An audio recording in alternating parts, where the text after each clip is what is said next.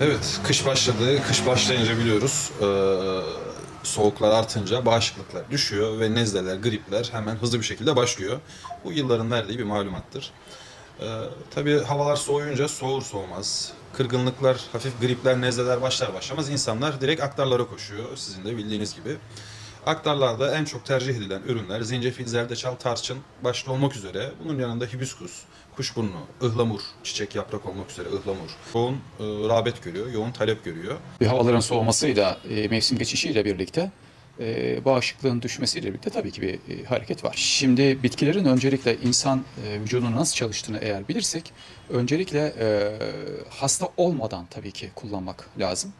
E, Dolayısıyla bağışıklık ne kadar güçlü olursa zaten hastalık çok etkilemeden gelip geçecektir. Hasta olduktan sonra propolis ekstratı gibi enerji verecek, bağışıklığı güçlendirecek yine bitkiler kullanılabilir.